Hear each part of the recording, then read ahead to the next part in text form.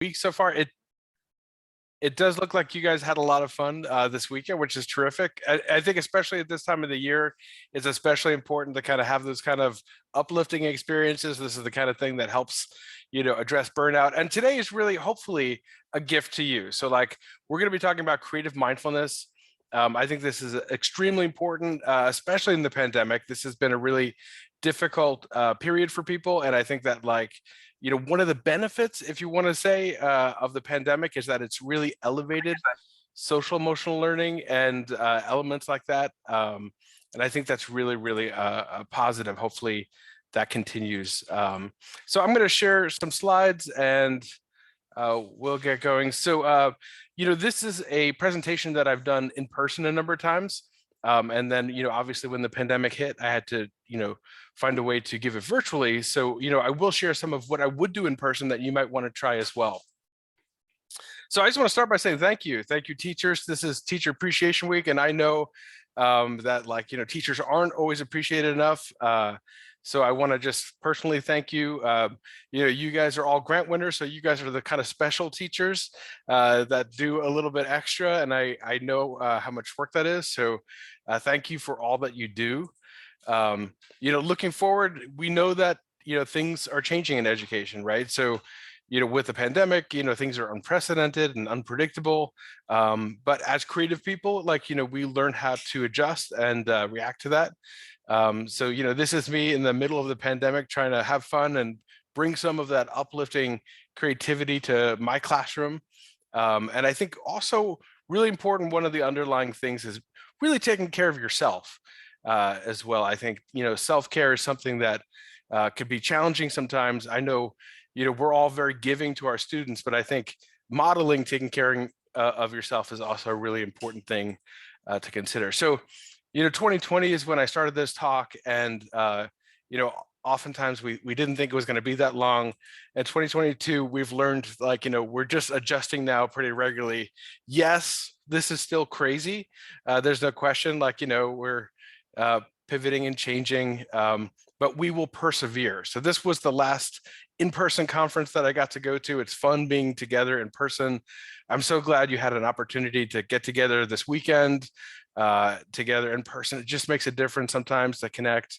There's something about being with other people and connecting that's really beautiful. And it's important to remember that this will end too, just like everything. And, you just try to make the most of the experience and grow and learn. So if you have acceptance and, you look for the positives, I think it really makes a difference.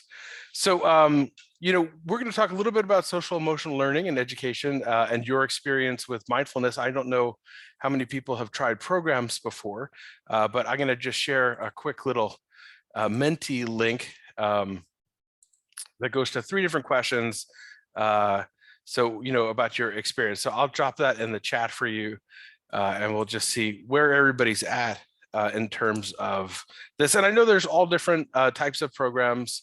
There's a lot of different approaches that people have, but I think there's some commonalities between all of them that are really helpful.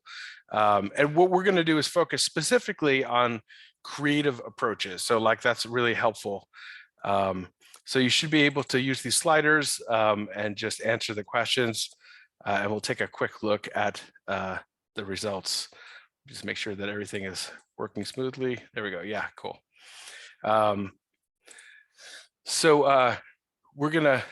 give you a moment just to fill that out. It's pretty simple, and then we'll check back in with everybody. While you're working, I think one of the things that is really important is focusing on now, the present. So this is one of the things that should be really helpful and grounding. So, incorporating social emotional learning tools in our work is more important than ever. Managing stress is a gift that you give to your students and to yourself. As a teacher, that there's certain times a year that tend to be more stressful. So this is a really good time to kind of incorporate some of these things. Ironically, before vacation, even though it's an exciting thing that you're getting to go away, some people are just, stress could be good stress and bad stress. So, you want to manage both types of stress. So we want to help ourselves flourish and really model the behavior, because teachers are models for students. So we want to show students how to cope and deal with stress in positive, healthy ways. So, this is one of my self-care tips. Just expressing yourself creatively just makes a huge difference in whatever way that is works for you. So, it always helps to vent and let your feelings out. As an artist, sometimes like I draw things out and I understand how I feel afterwards by looking at my sketchbook. But like, it could be making art, it could be making music, it could just be talking with friends. It could be watching comedy, dancing. If you need to open your window and yell out the window, whatever works for you. So, find a group of tools that are beneficial and help you. And I think that's really important. So the things we're talking about, you don't need, high skill to benefit from. They're just really simple. The first step is just take care of yourself. I think this is the one thing that, I have found teachers have a hard time doing. We don't often, we put ourselves last sometimes. And I think it's important to, if you're really stressed, it's okay to give yourself some time off, or to like literally schedule some time to do something creative. So these are some of the creative things that I like to do. I love playing, games is great. Sometimes we make our own games. I think you guys talked to Kyle recently, and he's big on games, and I'm sure he shared a bunch of fun approaches. Humor is fantastic. Art could be really humorous. I think there's some great examples of that. Making music, I saw you guys walking around the room and making music this weekend, which is great. You don't need to be good in order to enjoy it and benefit from it. I think that's the other important takeaway. I'm not necessarily a good singer, but I love doing karaoke. I mean, like, it always feels great when you do it. Giving choice in the classroom is really helpful. Storytelling is huge. Listening to other people's stories and you can relate to them and empathize. Telling your own story is really powerful. Interactivity and technology, mystery, things that have surprise involved. Moving, just getting physical. Sometimes just putting your phone down and taking a walk in the woods is going to give you a big leg up, and collaborating with other people. So it's great that you guys all get to work together in this program, because I find that collaboration is something that actually helps you cope. If you need to set time aside for yourself and schedule time for yourself, do that, whatever is necessary. So, think about what it is that you really love, what you really enjoy, what makes you feel better, and make sure you schedule some time for that. For me, making art is part of that. So I really like to make sure that I get to make art for myself at least every week. Sometimes it's going to be, 15 minutes in between classes. And then sometimes I'll let myself have more time, but, even a little bit goes a long way. So these are some other things that give me pleasure. I love going to the beach. Anywhere near water is fantastic. This is one of my favorite sandwiches. Eating healthy is going to make an impact as well. I think that's important to consider. When we feel bad, sometimes you go to bad food, which is just, an easy way to cope, but it has negative repercussions as well. So I think, we talked a little bit about mindset previously, but this is a good place to make sure that you reframe difficulties. So when you have challenges, when you have issues that you're facing, it's important to be creative and reframe them and kind of look at them as a challenge and how you could overcome them. So being open and focusing on the positives is going to make you feel better. I'm not saying deny the negatives. I think that, we need to look at the good and bad in life. But I think that seeing things as challenges, gives some hope and some perspective on kind of taking them off. So when the pandemic began and I was teaching from home, this was a quick pivot. I used to have a kitchen table and now it's an office. So it was kind of fun teaching in the middle of my kitchen. It was kind of nice. There was, I would take a walk during my lunch break. And I tried to keep some of those things going because it made a big difference. Okay, so this is really where we get into the more creative stuff. So expressing yourself in any kind of way is really going to make yourself feel better. And this works well, obviously in class. It's, that's why social emotional learning is a natural connection with teaching art. of any kind. So like, you're venting, you're letting it out, whether it's writing, drawing, talking, dancing, singing. So we all need to vent sometimes, and just the act itself will make things better. So here's an example of a drawing I did on a particularly tough Monday of a Zeppelin crashing into the Titanic. So like, this is what it felt like, but you know what? I had to laugh when I was done. So, it does make you feel better. And then, people saw this and connected to it. And it's a good, example of, we all have really bad days, but we persist. And, art is a great communication tool for sharing some of what we're going through. So here's a really short segment from my TED Talk about the mindset that we need to embrace here. Because one of the big issues with being creative and taking that risk is judgment, right? None of us want to be judged, especially when we're putting ourselves out there and trying something new. So you really need to understand that judgment is the first thing that's going to shut down creative thinking almost every time. If you don't feel comfortable, it's really hard to be creative.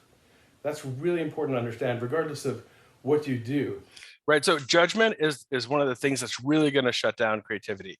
And that works in all different contexts. Certainly, that's why it's important in the beginning of a year to kind of set a comfortable classroom where people feel valued and they feel like they have a voice and they feel like they're respected, because no one's going to want to take a creative risk. It also works for teachers. Like, if you have colleagues that you don't feel comfortable about and you feel like are judging you, it's going to be hard to take a risk because you don't want to make a mistake. So it's really important to have a safe space for yourself as a teacher, and to create a safe space for your students. So judgment is almost the antithesis of creativity. It's going to make it really, really challenging. So, understanding that a lot of that judgment actually comes from within us is really important as well, right? We have a tendency to judge ourselves more than other people judge us. So you need to give yourself permission to fail.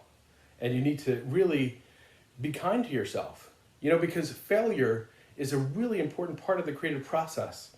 We have the stigma about failure, and certainly in our country and sometimes around the world. And you need to understand that you learn so much more from failure than you would ever learn from success, right? You need to fail in order to learn.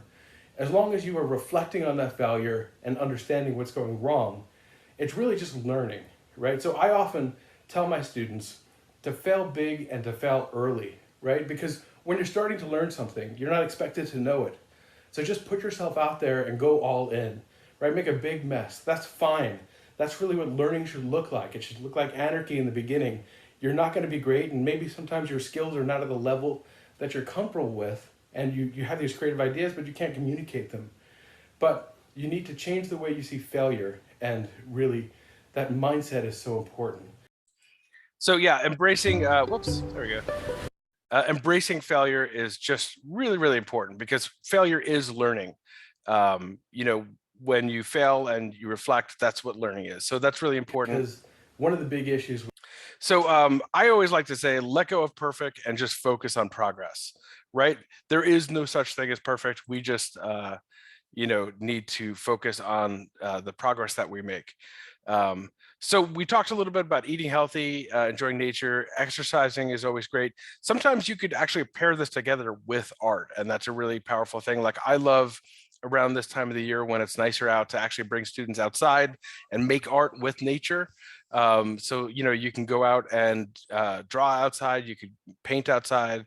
And this is a photo class that we were going out and photographing the school.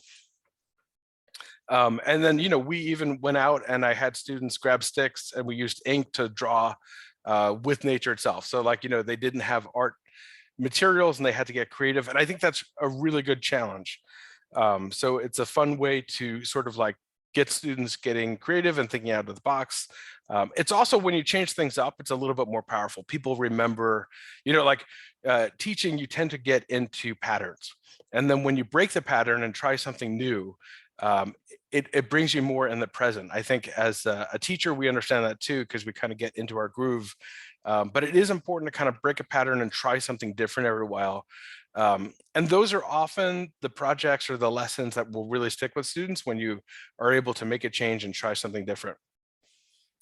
So another thing I bring into my classroom is breathing exercises. So meditation is terrific, but it could be a challenge for people. But just breathing is actually really, really powerful. So, especially when students have like their tests coming up and stuff like that, I tell them to just imagine a place that you love. This is a picture of a beach around the corner from me.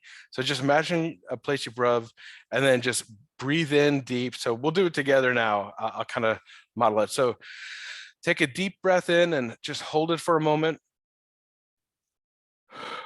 and then let it out, right?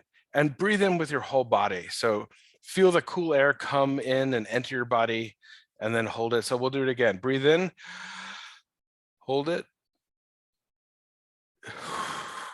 and breathe out, right? 2 or 3 breaths will make all the difference in the world. It doesn't take much. Sometimes you feel the tension up in your shoulders when you're breathing, you let it out, and the tension comes out with it. So one of the things that I do is I'll have students actually doodle. So we'll create these short doodles, and then we do a deep breathing exercise, and then I have them doodle again, and you could notice the difference in the artwork. So like that's how powerful it is. That's great, Carrie, that you do this with choir, especially with choir. That makes sense. Yeah, and I think that this is a great tool for teachers. I mean, like, sometimes it gets stressful. Like we've all had classes that can get difficult or students that can be difficult. It's not personal. We understand that. And it's important to just take a breath and reset, and it grounds you, so it does make a really big difference. This is an amazing tool. It's really, really powerful. So there's also meditation. I really like the Calm app. That's a favorite of mine. It is free for teachers, and you could set a short meditation that's guided for any amount of time. So this was a really nice resource. So like I would put it up on the Spark board sometimes as students came in. Especially like every once in a while I'll have a class like after gym, where the kids are all kind of crazy, or like after lunch when they just had lots of sugar. And we just need to like reset and ground everybody and focus them for a minute before we do the work. There's other great apps. There's UCLA has a great resource, Headspace, Aura, ZenFriend.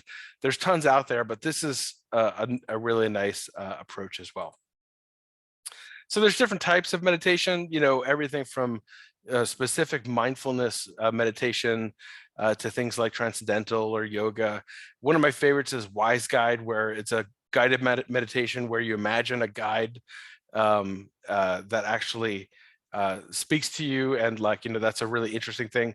So as a creative person, one of the things I do is I pair these with art, and they can be paired with art and music and all different types of things. Here's some examples of some student drawings after a short meditation, so you can kind of get a sense of the flow that it creates. So I'll have them create a drawing before and after, and it's really powerful. Okay, cool. So we're going to do some hands-on activities a little bit today as best we can.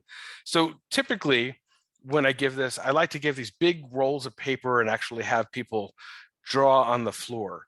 And this is always a lot of fun. And it's really interesting. So like I'll give different things, and we'll play different kinds of music while we do it. And the music will actually lead some of the drawings. So, obviously that's not possible in this situation, but it is something that we're going to kind of model a little bit. This is another thing that we like to do. So we also sing together. So like, I'm not necessarily a singer, but like I work with this group called Choir. I don't know if anyone's heard of it, but it's based in Canada. It's a bar, and once a week they have a song, and like it's just non-professionals just come to sing together. So here's a quick look at what they do.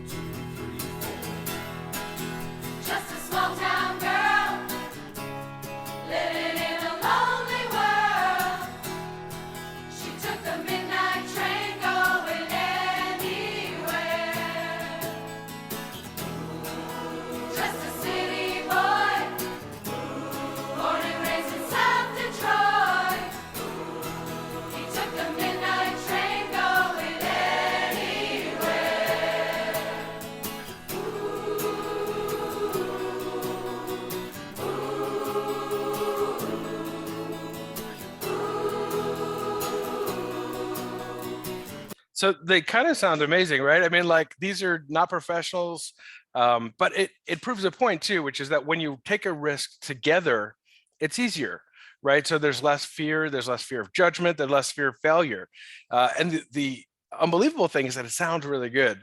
I mean, I had a chance to sing with them, and it's you can't believe what's happening. Like this is amazing. So yeah, it's so much fun. I urge you to check out some of what they do. They do a tour and they come around, but try it yourself. I mean, um, it's a great creative release. So we're going to try some drawing together today. So drawing is a great way to sort of connect some of these mindful elements together. So it's a tremendous social emotional tool. Here's a drawing I did. I had my students, I challenged them to take an everyday object and then create a drawing with it. This was an egg. Um, so like, doing kind of fun, like offbeat things like this is kind of interesting, and working it into the drawings. Um, so I think doodling is really terrific. So like, they don't need to be specific drawings of things. Like these are just shapes that have some kind of reflect them. Um, and this is one of my favorites. So like draw what you hear, uh, draw how you feel, like that kind of approach. So we're going to try it together right now. So this is a short description of how to feel your feelings. So what am I feeling now? Where do I feel it in my body? Like if you're stressed, you might feel it in your shoulders or your back. You could definitely, like when you do that breathing exercise, you'll definitely know if you're stressed or not. If I could talk to someone, what would I say? What might this be teaching me? That's always a good way to approach it. What do I need to do right now? And what tiny step could I take to meet my need? Right. So what we're going to do is we're going to use Jamboard. So this is a fun way to kind of draw together. I don't know how many people have used this before, but it's a terrific kind of tool for collaborative drawing. So I'm going to share the link and we will do a little bit of drawing together. There we go.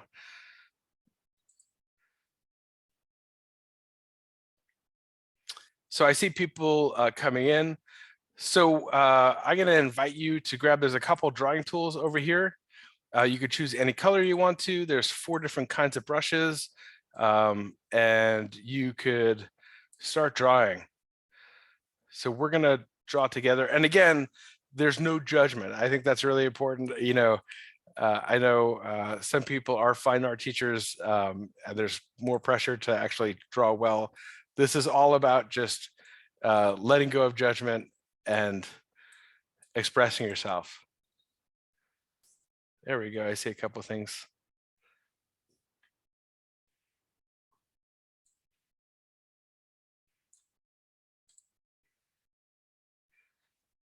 You don't need to have an app. No, this is actually something that works on any device without an app, which is really helpful.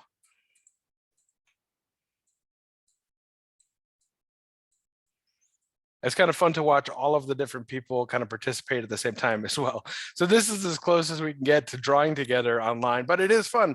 And I found that in the pandemic, when there were some students at home, this was really nice. It's a way to connect and kind of make art together virtually.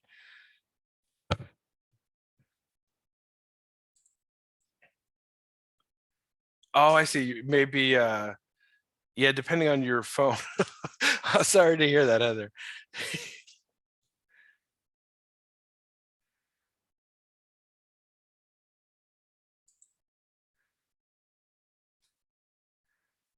So it looks like people are having fun. Yeah, and you could kind of get a sense of the way people feel just by the line quality and some of the colors and the movement.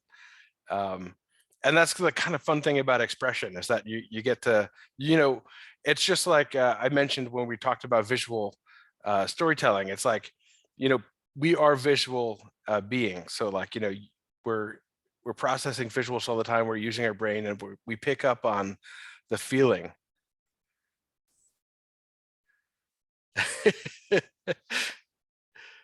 I understand.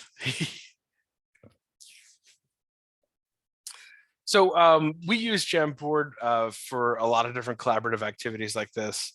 Um, there's something nice about all working together on one piece, and just doing this kind of exercise and getting out your feelings is really helpful. Yeah, I'm glad if you can't participate, at least just watching along is great, and you can get a sense of how it works.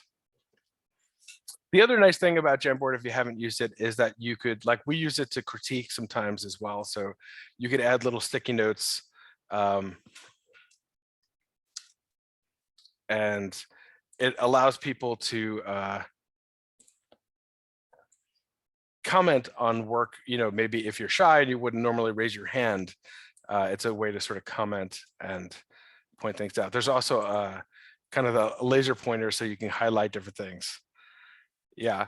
The other thing is you could also add in images and have people draw over images. So I'll share some of the things that we've done.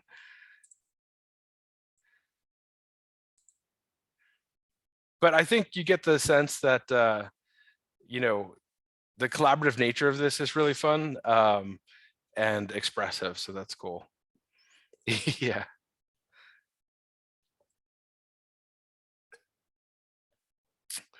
So everyone right now is anonymous, which is nice. So you don't have to worry about any kind of privacy issues. You could also, there could be multiple pages too. If you want to have room, you could extend it and have multiple pages too. So there's a few different collaborative tools like this, but I love drawing collaboratively. It's kind of fun.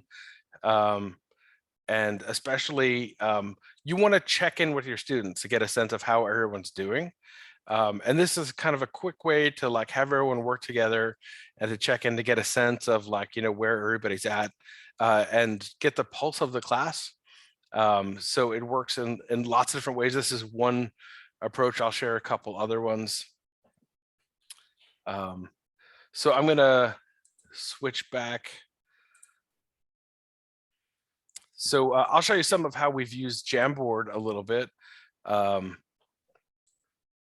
So we use it to critique artwork. This is a collaborative drawing some of the students made together. And this is one of my favorite things. So like I like those classic doodle books. I don't know if you ever remember them, but they would start a drawing and then they'd have you finish it. So we did this kind of challenge. So like this is one that I did with artist Alison Bichelle, and then this is a kind of a classic one. So we would have a student kind of start a drawing, and then we'd all come up with different ways to kind of finish it.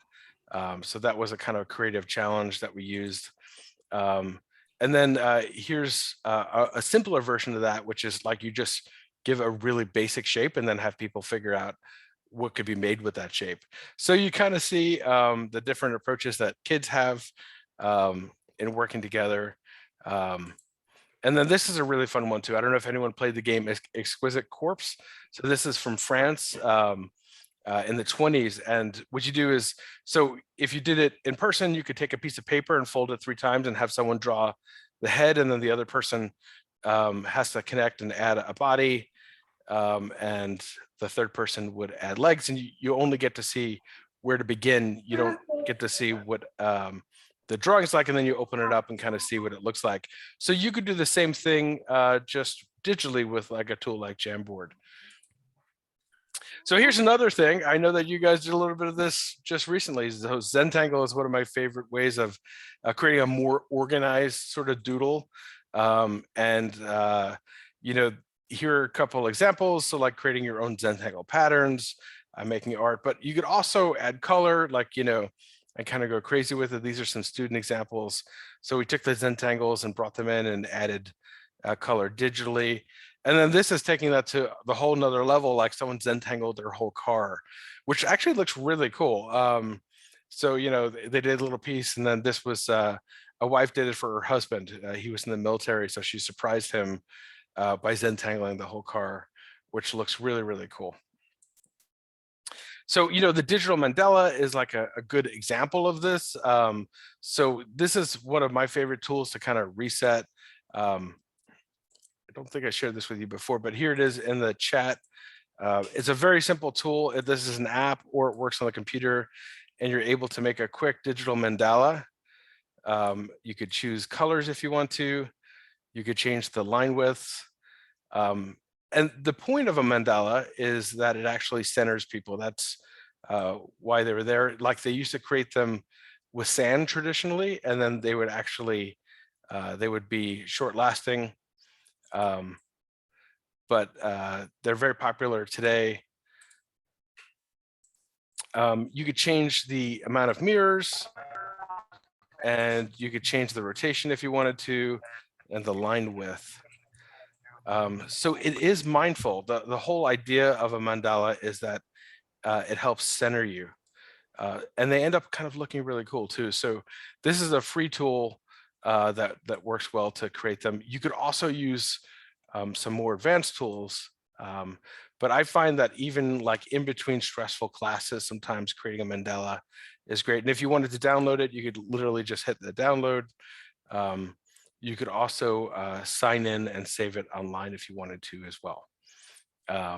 So mandalas are nice. It's Sanskrit for circle, and that's the goal. So this is a tantric exercise. So tantra is like a meditation that you're doing physically, and when you're in the zone, making art of any kind. So whether you're doing music or fine art or theater, like when you're in the zone, you're in the moment, and that's really powerful. And there's something that's really uh, that gives back to your soul when that's happening. So it's a really useful approach. So I'll share some resources with you after this of different ways to kind of use some of these tools. But a mandala is a great one to try. I also like just focusing on gratitude. So like, what are you grateful for? And when you focus on the things you're grateful for, it really helps recontextualize your situation. So I use I don't know if you know the author John Gordon, but he created the One Word Project. So he's actually a graduate from our school. He actually just spoke here this week, which was terrific. And John said, rather than come up with a New Year's resolution, just focus on one word. That's the word that's going to ground you, and that your year is going to be focused on this one idea. So it's something that you could actually stick with and keep. So the first year I did create, and I'm like, well, rather than just write it down, let me take part of my classroom, and I made a mural on the classroom wall of create as a reminder. And then I invited the students to actually, join in and like take their word. And we painted the classroom with these. And then we wanted to take it to the next step. So like, who are you grateful for? So we took index cards and made art and wrote to the people that we were grateful for and shared it. And then we kept on rolling it out to the community. So we actually went to a local nursing home, and we worked with those people, and the students showed them how to make art, and the music students played music for them, and we made art together. So it's the kind of thing that the gratitude could actually kind of keep giving, which is really powerful. So I always like to say that learning something new offers a creative perspective.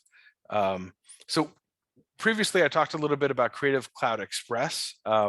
So one of the things I like to do with gratitude is to literally make a poster of the things you're grateful for. So this is an example that I do. So I'm grateful for music, friends and family, coffee, my students, art, nature, my health, travel, great colleagues. I don't know if that's spelled right, and the beach. So I'm going to share this template with you because it's really easy to use. You could just hit remix and share some of the things that you're grateful for. And this is a great project because I think, especially with students, there's a tendency for students to get so focused on themselves and their life and what's going on, that it can be really difficult, and you need context. So it's important to kind of give context. So let me share there you go. There's the template for you. And again, it's super easy to use. And you're able to, oops, just hit remix, and you could just change the text and the pictures. So you could use your own pictures, or you could just click any of the photos and remix them. with your own photos or with any other photos. So if you're looking for something, it's pretty easy. So this is a really good project. You could change the color sequence, but it's nice to share what people are grateful for. It's good to just have a moment and focus on the things you're grateful for. It's hard to be upset. Like it helps keep your focus on the big picture. So it's an important kind of thing to consider for sure. And regardless of how you do it, there's a lot of different opportunities, but this is definitely a good approach. Cool. Okay, so this is another thing is just journaling. So journaling is terrific. Creative writing and drawing is super handy. So any of these, these are a couple of really different examples. So it could be kind of specific or loose, and you could be digital or traditional, but it's always helpful. These are some student artworks from the pandemic that they were kind of sharing some of what was going on. So like it could end up actually leading to good artwork as well, which is nice. So I love kind of, uh, you know, keeping sketchbooks. You can see I have piles and piles of sketchbooks that I use all the time. Um, and a sketchbook is a safe place for you to kind of share work. So here's a little video of, I like to share the process of making art sometimes.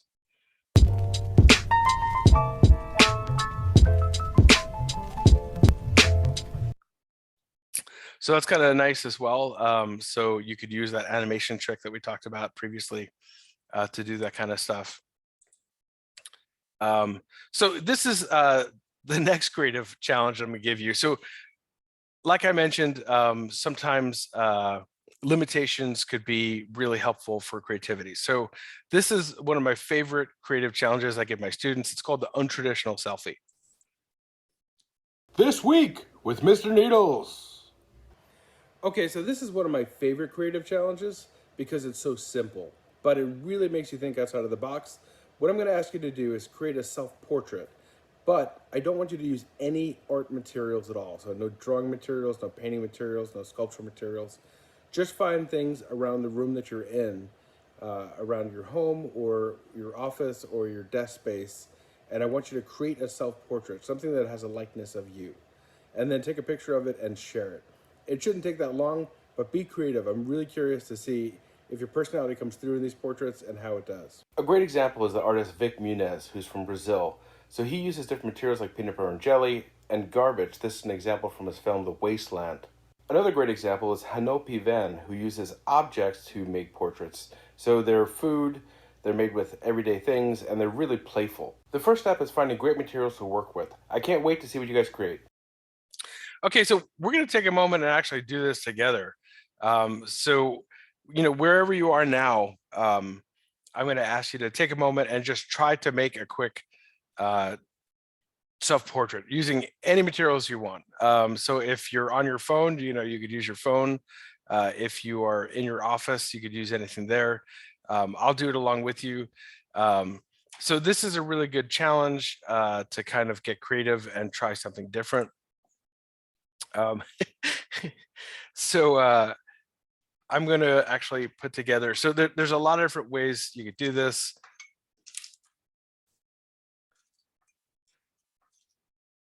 And I've done this a couple times. Obviously, this is a little bit different in person than it would be virtually, but we'll try it now.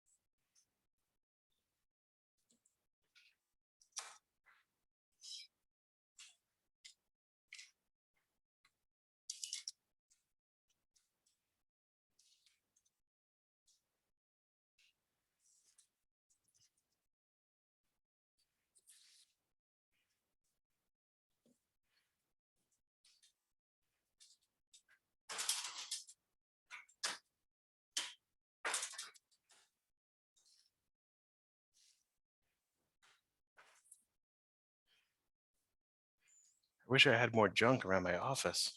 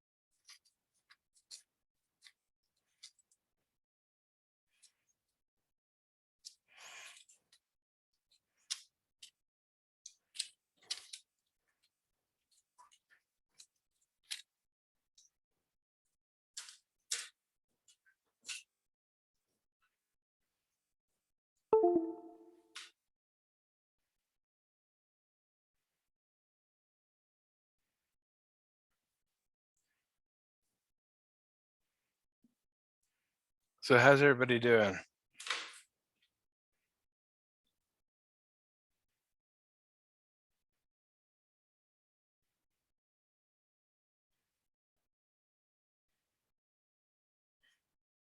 So this is going to be especially important to not be judgmental on because we're thrown into it very quickly. So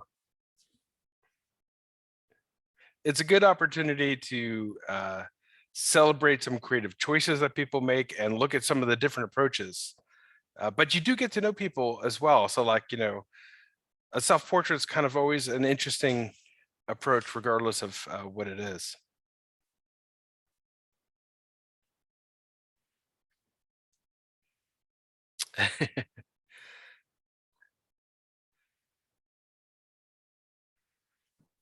Tim, maybe a few people would like to share out. I would love to see if they would be willing to do so. I see because Absolutely. really Yeah. working on something there.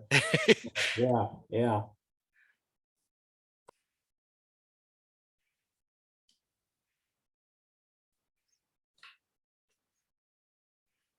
Cool. Anyone willing to volunteer to share what you're making? I don't care to share. Let me start I'm on my phone. Okay. This is Heather Foister. Sorry. Okay. Oh, that's going the wrong way. Well, let me get that to spin around, or I'll just flip it. So I'm at my house, and this is literally what was I decided to do anything that was within arm's length. So this is a sweater that I need to return to my sister that I borrowed. I do have straight across bangs. My hair is dark, but it has like this color in it. And then these are my blue light glasses. I don't wear them all the time, but yeah. And then a charging cord. So I wish I had hair this luxurious and thick. Sorry, that's probably not the best view. I don't have hair this great. I really don't. But someday I can aspire, to have hair this thick. That's awesome. Thank you so much. That's amazing. And that's really like, it's a good job. Like, like that's totally a face. I love the hair. Yeah. I love the charging cord as the mouth is really good. I wouldn't have thought of that. Yeah. I smile more than this. Maybe I don't know. I'm not that cross. It's all right. It's later in the day. I got you. Yes. Cool. Anyone else willing to share? I am having one of my kids help me, but I started using these counters. Oh, cool. Look at that. Because I'm not in my classroom. I'm in the math room, fourth grade math room. So we're kind of collaborating together. That's awesome. Even better place to be creative. Nice. Very cool.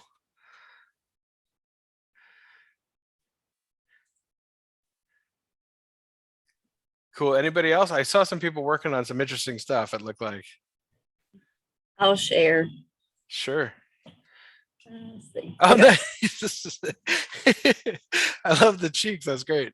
Yeah, I'm at my desk. I've had every color of hair throughout the years, and I'm finally back to normal for a little while. A student gifted me a geode today, so that's one eye. Oh, cool. And then a flower made by other students in another class. little felted cube. I took my earrings out because they were hurting my ears, and there they are. And I always have jewelry that I take off during the day. So there's my mouth. Very cool. I love that. Thanks. Fantastic. Cool. Anybody else? I put one in the chat, but I'm not sure you all can open it. Let's see.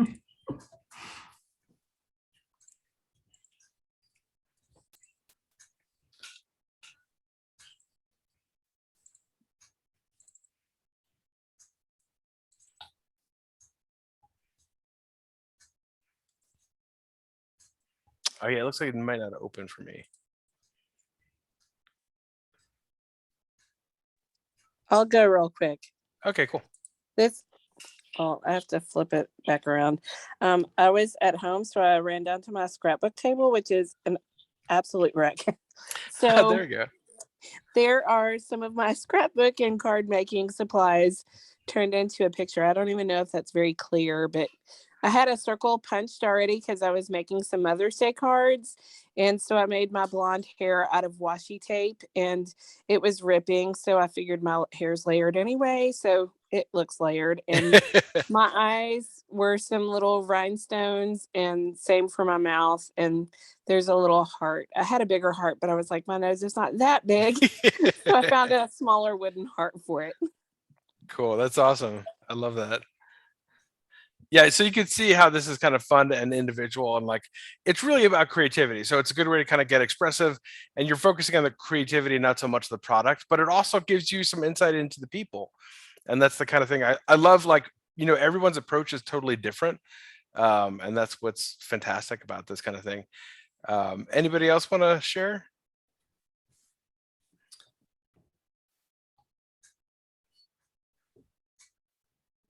All right, cool. Oh, there you go. Yeah. Lisa, let's see what you got. Okay, I was gonna say, I made one, let's see, Oh, cool. Look at that. tissue, because those are always biased right now, because I mean, they're always one in my hand. There's a box of them sitting next to me, so that's what I grabbed. That's amazing. Wow, that looks really good. Great job. Very cool.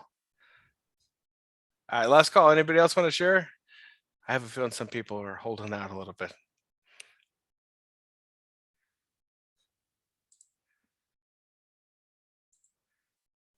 All right, cool.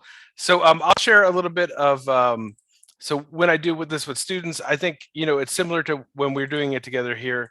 And if you want to all these videos, I do creative challenges like this. I was doing them every Wednesday. I would make a creative challenge. So I made the first ones, and then I invited students to make the others. So here's some of the student self-portraits. This was from a 9th grade class. So I loved the Skittles. It kind of gave me, we started talking about pointillism. I love the Cheeto self-portrait, and the student made sure they told me that there was no Cheetos that went uneaten in this project.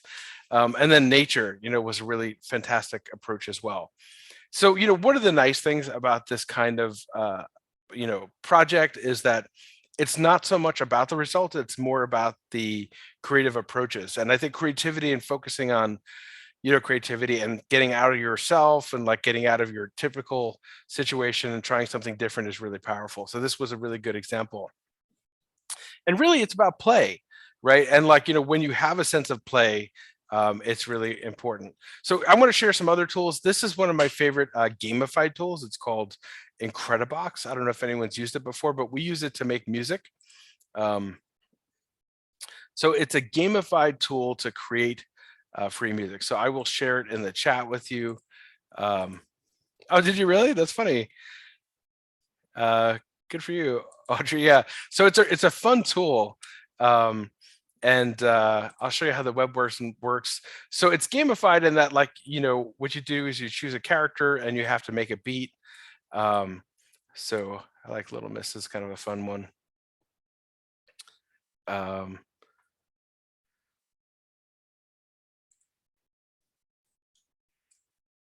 Cool, and it's loading.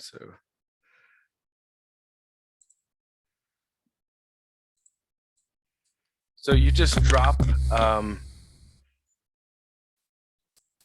some of the shapes, and you can see that as you're dropping shapes, the symbols on top fill in, and the goal is to totally fill one of the symbols.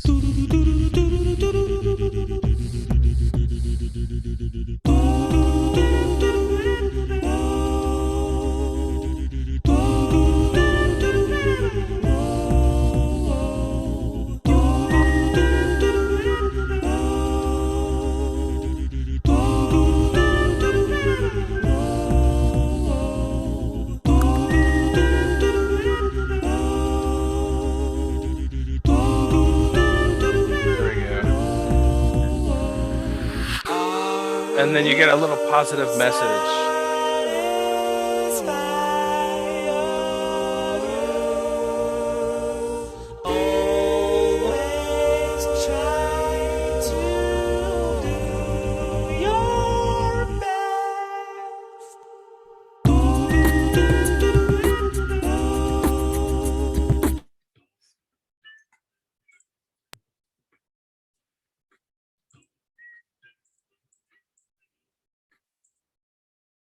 So a really fun kind of approach, and it allows you to do quite a bit. And yeah, someone shared some good advice in the chat.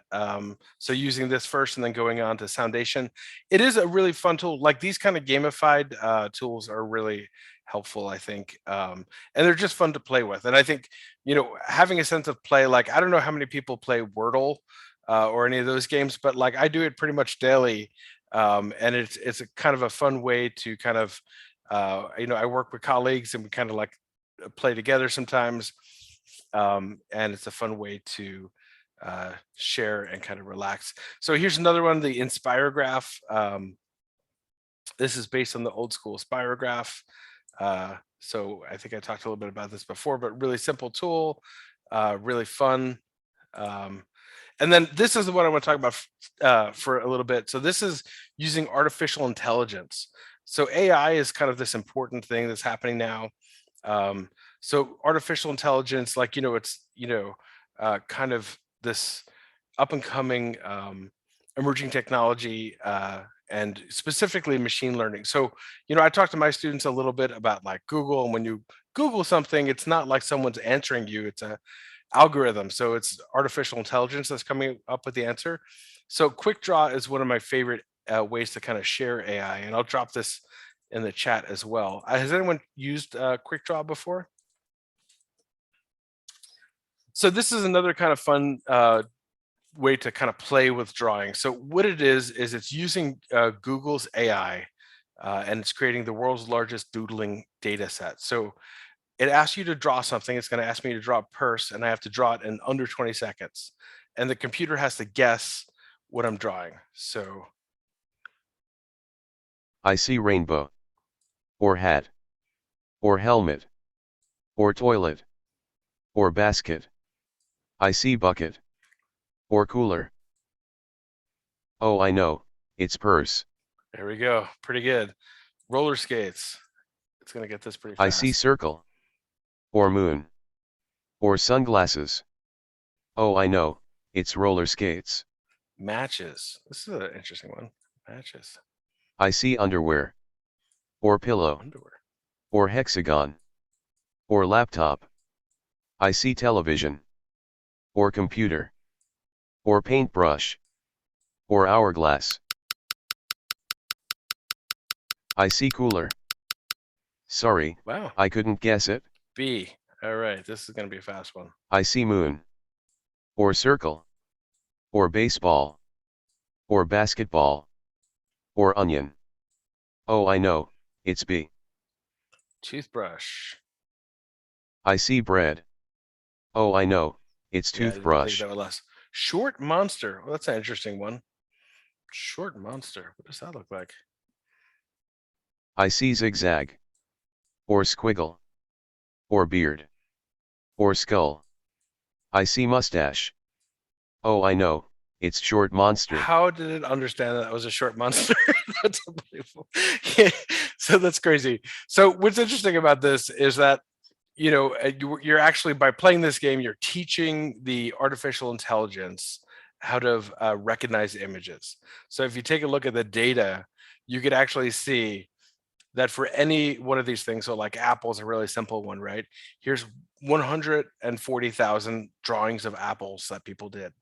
So it's understanding where you begin and where you go to, and what an apple looks like. So this is a lot of apples, and apples are going to be fairly consistent. You look at all these drawings, they're pretty similar. Some of the things are not going to be so similar. So like, let's see what we have here. Like a computer, these computers all look a little bit different. So it's a little bit more difficult to recognize. So this is kind of a fun game. We're going to talk about like the next extension of this.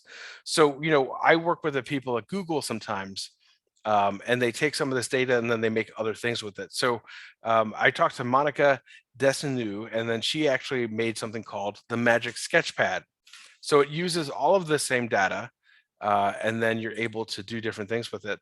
Did it really? Greta? Yeah, so that's interesting. Oh, MindSpark, that's interesting. Yeah, AutoDraw is terrific. I actually was going to talk about that myself. Yeah, I love AutoDraw.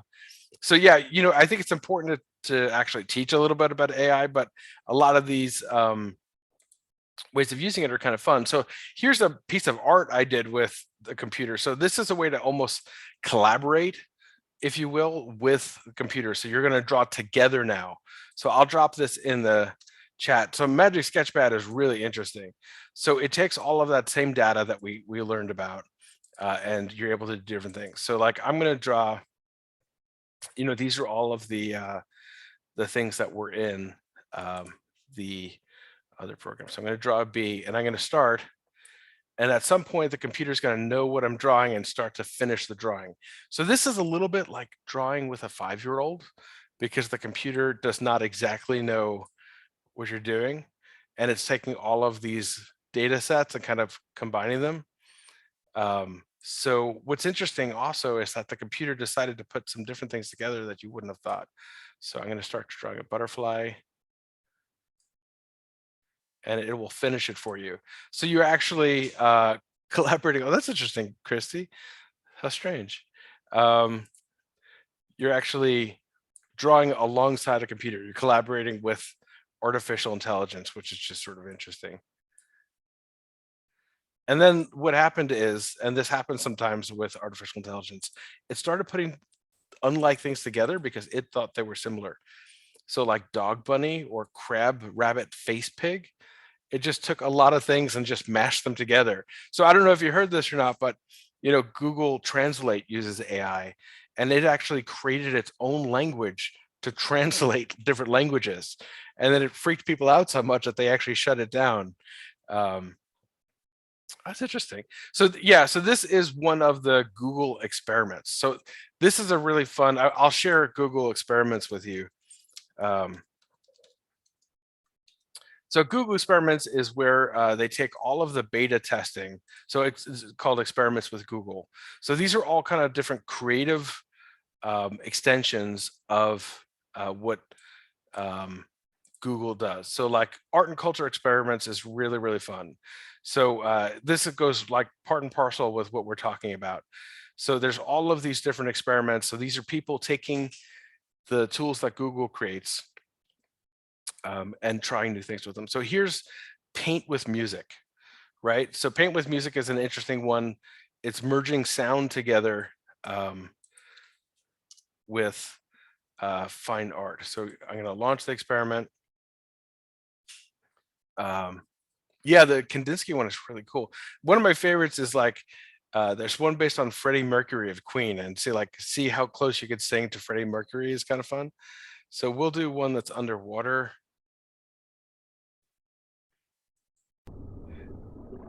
So the idea here is to listen to the sound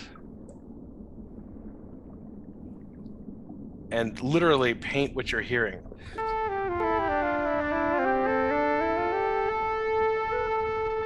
And then your drawings become music. You could change instruments as well.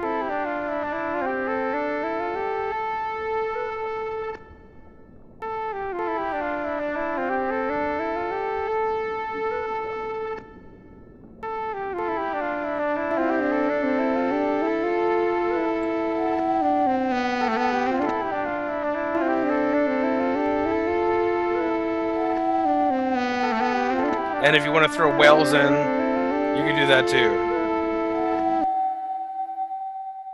So you could add whale sounds, but just really interesting way to, yeah, you make music actually with drawing. So like it's using drawing as the input to make music. So I love when you're able to kind of merge some of these different things together.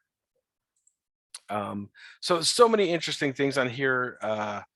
And we talked a little bit about like visual storytelling before. They have like uh, art emotions, which is really interesting. So it actually explores the emotions connected in artwork. Play a Kandinsky. This is one that somebody mentioned, I think Greta. So you're able to actually, Kandinsky was trying to paint music. So you choose a color or a shape.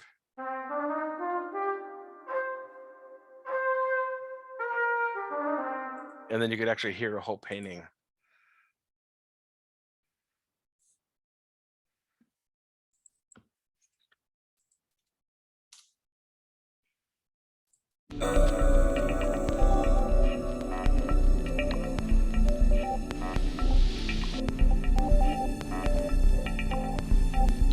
And then when you're done, you What can was he actually trying try to it make us yourself. feel with this painting? So you actually could put together your own. Um, and you can see there's many of them. So this is kind of a fun way to kind of try different experiments and kind of have that sense of play that is really powerful. Oh, okay, really? That's interesting. They have more than one. And there's new ones that pop up all the time. So some of them are affiliated with museums, some of them uh, are specific to art and music. The AI experiments are particularly interesting. There's one in particular I want to share. So like this is one where AI and writing are paired. Teachable machines is really interesting. It uses your camera, and you can actually teach your camera how to do things. You see quick draws here that we talked about. Here's the Freddie meter, how to sing like Freddie Mercury. And you could actually try to conduct an orchestra. But this is a really fun one called Scroobly. This is one of my favorites. Has anyone tried Scroobly before? So this is a way to actually play with animation. So you're gonna move your body. So it uses the camera.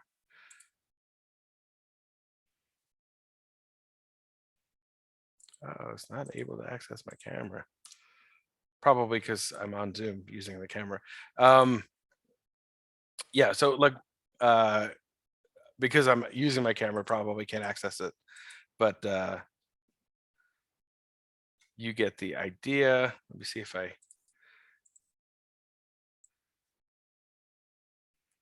maybe if I stop my video.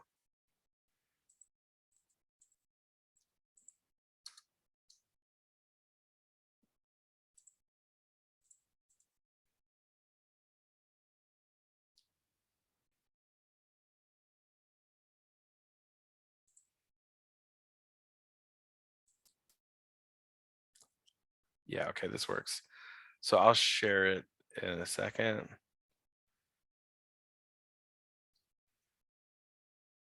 So it records for 15 seconds.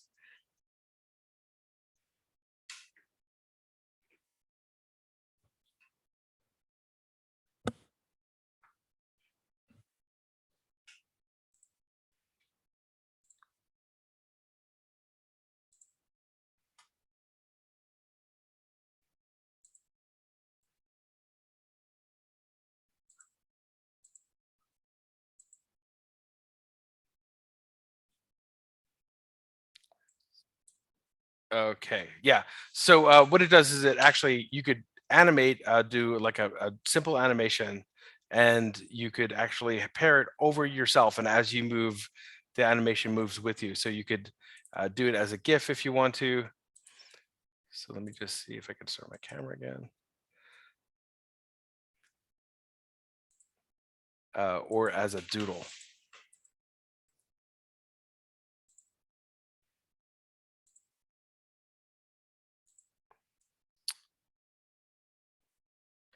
Cool. So really fun and interesting way to kind of play with some of these tools.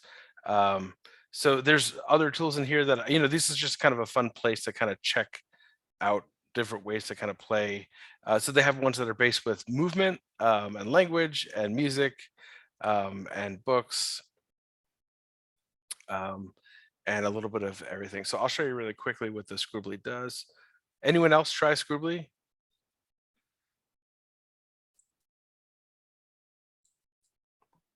Tim, and like Debbie said, some of the activities you're sharing are what we're doing with we've got a MindSpark group that a 6 districts cohort in KUDC, and some of this AI, what you're doing, Scribbly, and some of those others we've experimented with. So Oh, cool.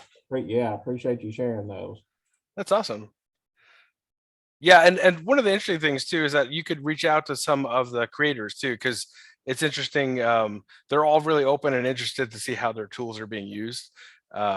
So this is a good way to kind of get a sense of, you're learning about some of like AI and some of these different technologies, but it's also fun. There's something that's like, really playful, and you don't know exactly what's going to happen. Not everything always works the way you expect. Just really interesting though. And, I think that this is also a good thing to bring into the classroom sometimes, because you're sharing some of, the emerging technology with students, so they get a sense of how it works. And that playfulness is always powerful.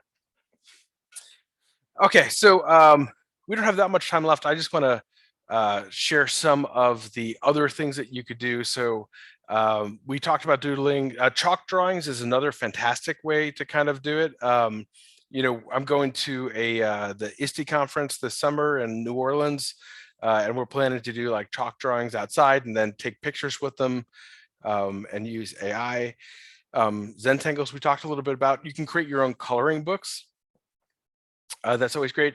Any kind of way of making music is always powerful. I think we talked a little bit about journal making, painting a mural. So I say that, like, mural painting is really good. You could kind of work in any different subject. I pair together with the science teachers and the math teachers, and we share some of what they're doing in class, and we do murals together. So, we do a mural for the school, and we paint it in the school, and then we actually go out into the community and we paint storm drain murals around the storm drains to kind of inform the community a little bit about how to keep the water clean and why it's important. Having a dance party, like having, when you get a sense in your classroom that, like, kids are just like had a little bit too much, it's nice to have a movement break to get up and just have everyone dance for a minute. That's really powerful. It's always nice to create a video game. You could do that pretty simply with tools like code.org now. We'll take a look at that in a second. Crafting is great. I love crafting, like using any kind of materials. Origami is a really good one. Pictionary, and to make your own movie. So these are just a couple different ways to be mindful. And this is one of my favorite things. So, like, even if you don't have time, this is a good way to kind of get creative every day in an interesting way. So this is a tool called 1 Second Every Day. I don't know if anyone has tried it before, but I love it. So I've been doing it since 2017. So it's like a video journal. You're able to record 1 second of every day, and it gives you a calendar, and you get to see all the seconds laid out. So it's a way to actually remember every day. So here's a little look at my 2017. Which is nice. It's pre-pandemic. Whoops.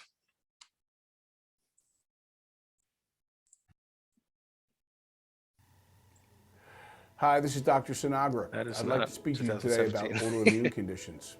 Being an autoimmune. Here you go. So you could draw. You're censoring. And this, you'll see some of the hands-on workshop as well that I do. Looks good. And then spring break is always nice, coming up here. 31 states.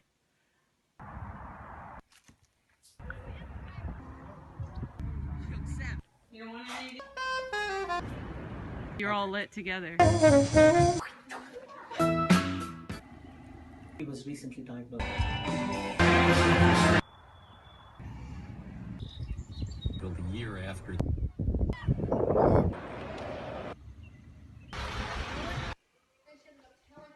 Dragonitis.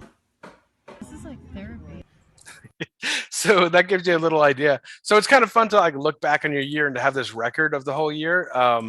And you know, you're able to take notes on it as well. I still do this now. And I've been doing it since 2017. So like it sounds like it's hard, but your phone just reminds you every day to take a second. And it'll automatically drop them in for you. So it's really nice. I do it with my class, and we actually document the whole year, so you kind of see the growth that people do. And I do one personally as well. So really fun, kind of really interesting, and anyone could do this because you only literally need 1 second every day. The only problem you might run into is that you know, you have a lot more videos on your phone, but it allows you to save it to Google Drive, so that makes it easy. So you know, one of the things that's important about mindfulness especially is to be mindful of the impact you have as an educator, right? So like, you know, the impact we have on students is really, really important. So, you know, in the beginning, we talked a little bit about, you know, some of how we felt about, whoops, how we felt about social emotional learning. And we are going to kind of go back to that. But, you know, being mindful of the impact you have is really important. Connecting and collaborating, being authentic, super important. Yeah, let me share that with you. Um, so it's 1SE is the video diary tool, and I'll drop that in the chat for you. There you go. And they have some really great examples. You could see different ways people use it. I think on their website, I'll pull that up for you real quick. So yeah, this is a small app, but like it's pretty interesting. And it's a good way to kind of share out some of what you do every day. So one of the things I found is doing that 1 second every day is that it actually gives you a visual memory of the year. So I remember my year better. And it's really good. One of the things that's important to do as a teacher is reflect on, you know, the good things and the bad things. How do you like, you know, make changes? Also like, you know, these have been really crazy years lately, right? So like documenting it, reflecting on how you change as a person is really helpful. But like, you know, ultimately the connections you make, I believe, are the most important thing we do as teachers. So the connections you make with your colleagues, the connections you make with your students, that's the thing that people take away. So like when you connect with students in a meaningful way, you know, then you're actually able to really make an impact. And you know, the longer you're around, you value the connections more. I think that's really important. So, you know, keeping being mindful of the big picture and, you know, what we do for students is important. And you know, taking care of yourself. Why it's important? It's because like, you know, you don't want to be one of those teachers that burns out. You know, I think we've all seen them, and it's really easy to feel burnt out at times like these, especially at this point in the year. So, you know, you know, these kind of check-ins that we do are really important. So I'm going to just share how I like to do a check-in. So in the chat, just give me 3 words about how you feel right now. So this is a good way to share a check-in really quickly. So, you know, they could be simple or complex. So I'm going to share the word excited,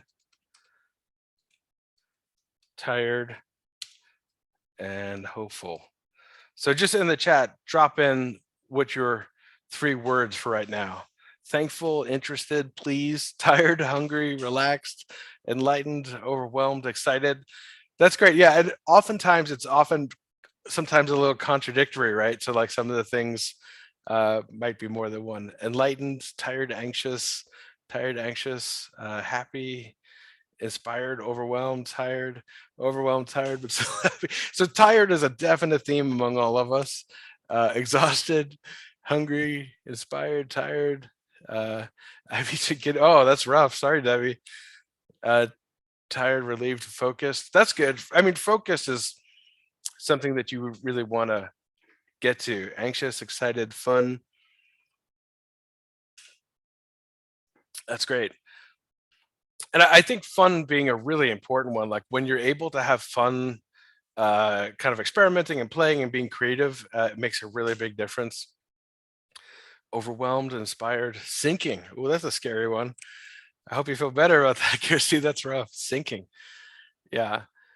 And like sometimes you just need to give yourself a break too. I mean, like, I'm looking forward to some Netflix and relaxation tonight.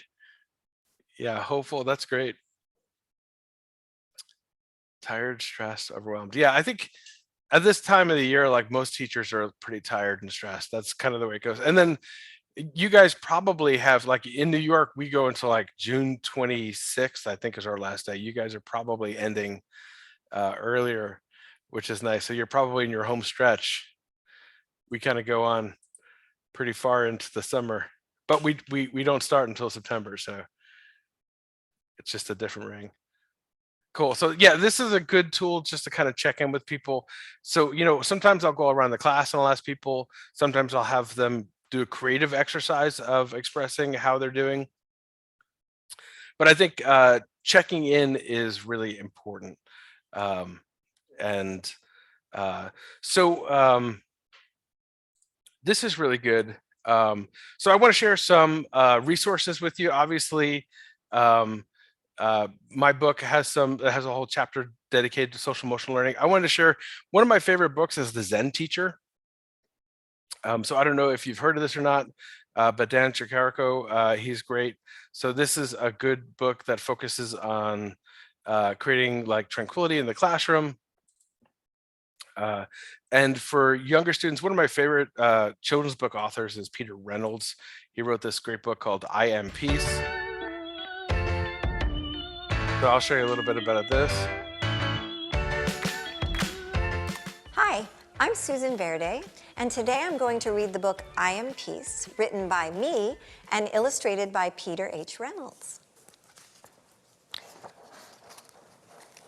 There are times when I worry about what might happen next and what happened before.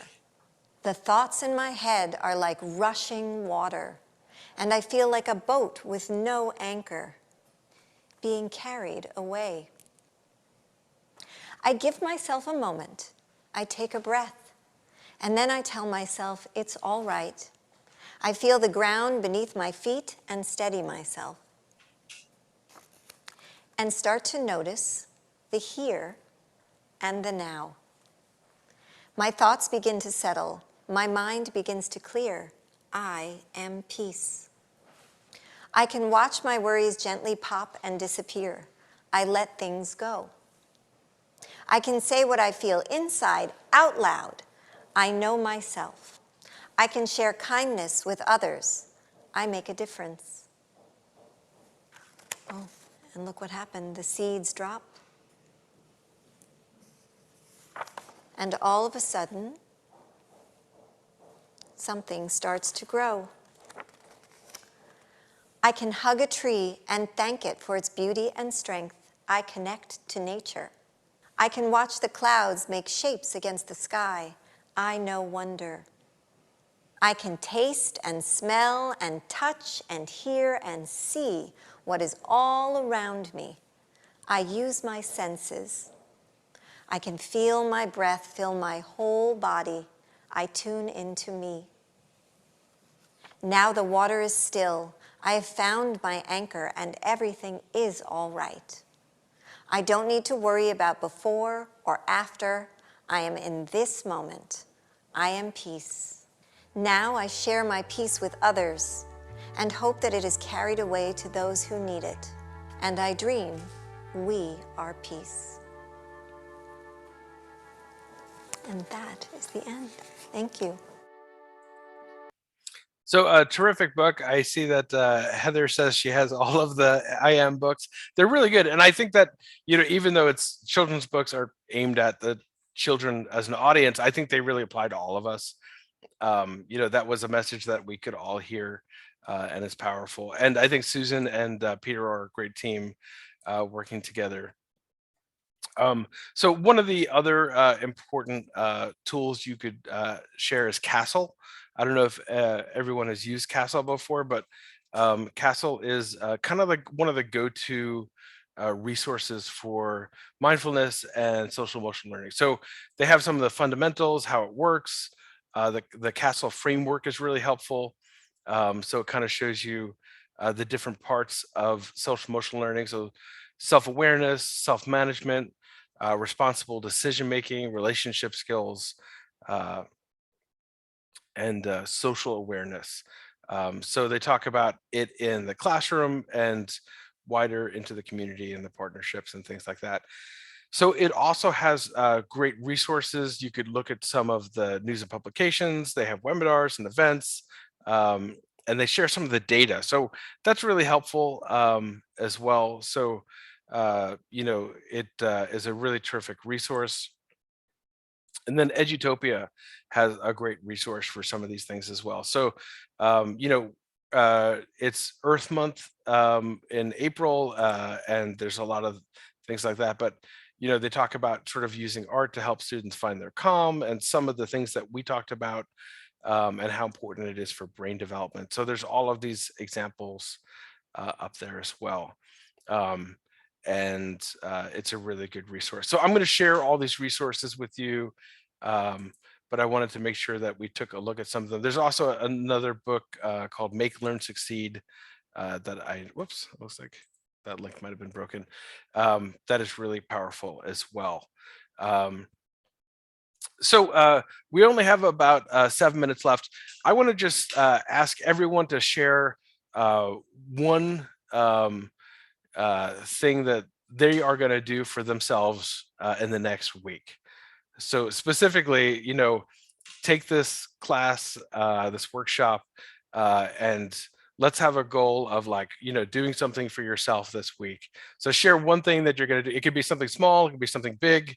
It could be when you get to Friday, just giving yourself a nap, whatever it is you need. Just share something in the chat that you plan to do for yourself. There you go, Cassandra. That's great. Learn a new song on my uke. That's awesome. Create music and cards just because. That's terrific. Rest and relax this weekend. Cheers, Tanya. Me too. Susan, work in my sketchbook. That's awesome. Give myself an evening with nothing to do. Just relax. That's nice. I haven't had that in a while. More Zentangles. Yeah, absolutely. Read for fun. Zentangle. Relax in the hot tub. Nice, Kim. I got to get a hot tub. I've been talking about it for years. I still need to get one. Hopefully go for a run. That's terrific. Read a book for fun. That's fantastic. Yeah, reading is terrific. It gets you totally out. Planning to rest on Saturday, maybe Zentangle. Yeah. Senko. Yeah, definitely, Debbie. I hear that. Cook a good meal. That's terrific. Make soup. Good. Lay in the hammock. That sounds like fun. Yeah. So do some reading and yoga. Fantastic. Yeah, it's good to kind of put this out there into the world and then follow through. Exercise. Fantastic. Weekend trip out of my state with my. Oh, nice. Cool. That sounds fun. Baseball. Terrific, Robin. Very cool. And I follow almost everybody, I think, on Twitter at this point. So I'm curious to hopefully see you follow through on some of these. And it's been fun watching you all work together and go through this program, which seems fantastic, and get to experience some of these different webinars. I know a lot of the people that you've been working with, and they're friends, so it's good to see. Thank you, Tanya. I appreciate that. Yeah, so I will send a follow-up with a lot more resources as well, some things that we talked about, some things we didn't get to talk about. But I think it's important to just, to specifically, share out some things that you're going to do for yourself, and focus on that. So, as always, I always like to end all of my sessions with be kind, be creative, and change the world. I think that's more important than ever. It's such a pleasure to work with all of you. I wanted to leave a couple minutes for Q&A if anyone has any questions or follow-ups. But thank you. I appreciate all the positive comments for sure. And I have to say, it's been such a pleasure working with all of you.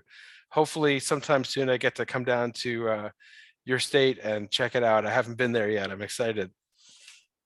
Tim, we appreciate it very much. And as always, another fantastic session. And just remember, we're only in year one in this grant, and this is a five-year. Oh, very grant. cool. So yeah, we're actually, so we're so excited. And I know you all put in the chat, and I was saying, I know you all are just absolutely worn out, but I promise, just take a deep breath. It will all be okay in just a few weeks, and you'll be into summer. But I know summer doesn't end.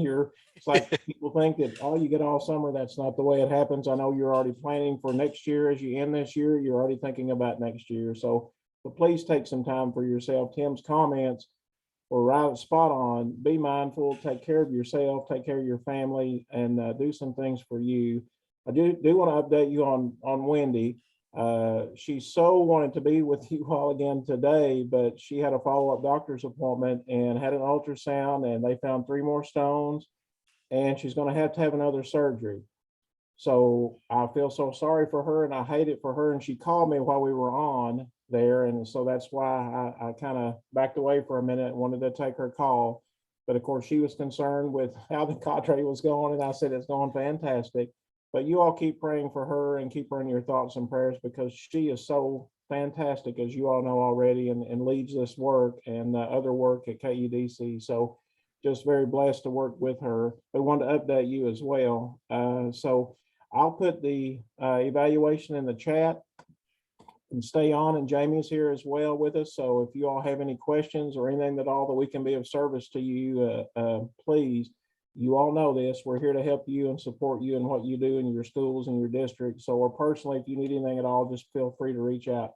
Tim, thank you so much. You hang on if you want to. And if you all have questions, again, keep Wendy in your thoughts and prayers. And we need to get her through this and get her back with us. And I'm sure she'll be at work tomorrow, but then she's talking about when the surgery is going to be scheduled. So, yeah, I'll stop recording now. So.